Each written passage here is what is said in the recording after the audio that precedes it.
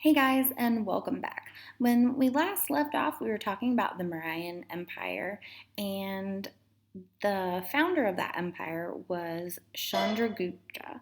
And today we're going to be talking about his grandson, because remember that the Mauryan Empire was a dynasty.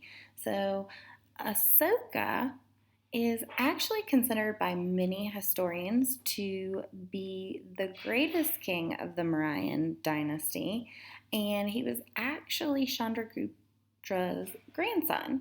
So Asoka is the most famous empire, and he became king around 268 BC. Asoka conquered cities throughout India in a war that killed thousands and thousands of people. But he was an unusual ruler. He was a very strong military leader, but he actually came to hate bloodshed. After one bloody fight, he walked over the battlefield, and when he saw the dead and the wounded, he was horrified. He actually later made a vow to dedicate his life to peace and follow the teachings of Buddha.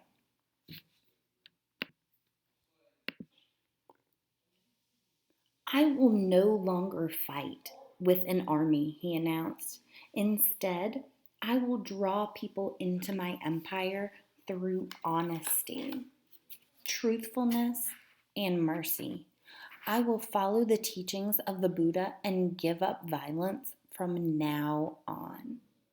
Asaka so believed these ideas and converted to Buddhism um, that he ended up carving these ideas on stone monuments and pillars and set them up all around his empire.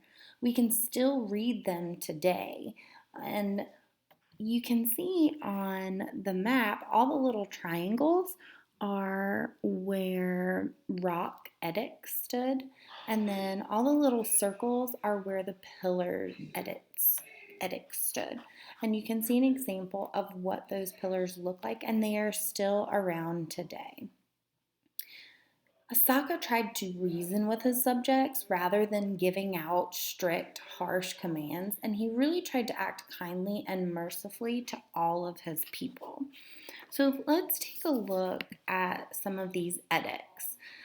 These were a part of Osaka's law, and sometimes you're going to see his name spelled a little differently. Sometimes you'll see an H included in it, and sometimes you won't, but they're both talking about the same person. So the edicts are scattered in more than 30 places around India, Nepal, Pakistan, and Afghanistan. And that's because if you go back towards the beginning of the video, you'll see that the Mauryan Empire had expanded into what are these modern day countries now. Most of the pillars and the edicts that are written in Sanskrit, but there is one that was written in Greek and one that was written in Aramaic. There's 10 rock edicts, and each pillar or stupa is 40 to 50 feet high. Buddhist principles dominated Osaka's laws. So, Osaka is considered one of the empire's greatest kings. So, why? As he decided to focus on the welfare of others and he denounced war and fighting, he decided to make things as best as he could for his people. He created hospitals for people and even animals too. He built new roads so that it was easier to trade and put shelters and trees along the roads where travelers could even rest. There weren't like hotels out that you could go and stay in. So, Asaka also sent Buddhist teachers throughout India and the rest of Asia, and they carried his religion to new believers. In India, laborers would carve the Buddha's teaching onto the stone pillars for people to read, and Asaka also had the laborers build those stupas, and They are basically Buddhist shrines that have the shape of a dome or a mound.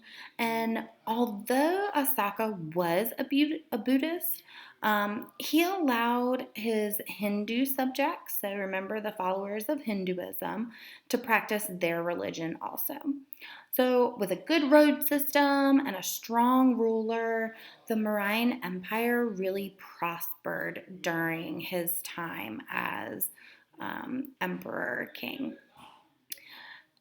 So much so that India became the center of a huge trade network that stretched all the way to the Mediterranean Sea. Unfortunately, like all civilizations that we've talked about, the Mauryan Empire comes to an end. And when Osaka died in 232 BC, unfortunately, the kings who followed him were not really great leaders, and the empire began to grow weak.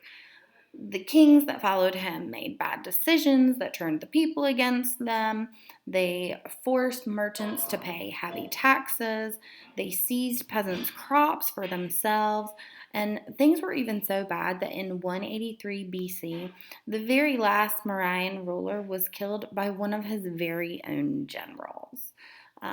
Join us next time as we continue on with some more of India's great empires.